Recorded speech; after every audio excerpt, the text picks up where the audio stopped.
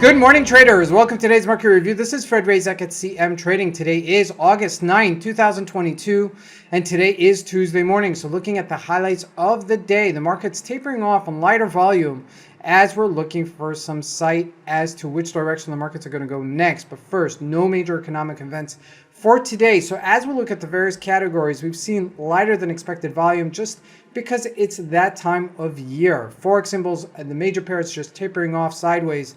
Looking at the NASDAQ and the Dow Jones, both trickling lower. Looking at commodities, gold and oil both gain. And looking at the stocks, FAANG stocks and Microsoft trade sideways, while Intel looking very weak on the downside. Lastly, Bitcoin just steady and trading sideways. So let's take a look at the markets and see what we can expect from today's trading.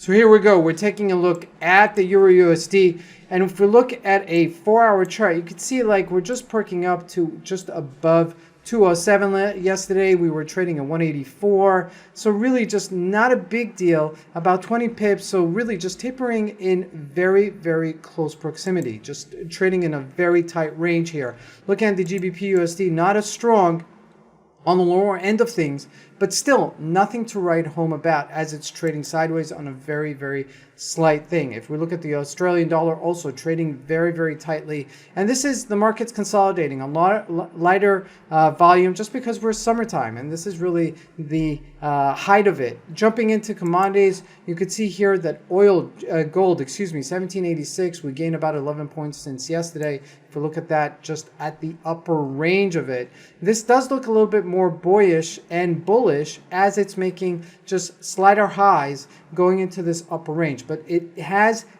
resistance at 1792, so just keep that in focus. Now looking at crude oil, we did bounce here to $90 a barrel, just $1.50 since yesterday. Again, not a big deal, but a nice buoyant move. Jumping into the US markets, looking at the Dow Jones, just trickling just very slightly. Okay, we're only about 20 to 50 points away from yesterday on lighter volume. Also on the NASDAQ, you see that a little bit off the highs of maybe about 40 to 50 points, nothing big.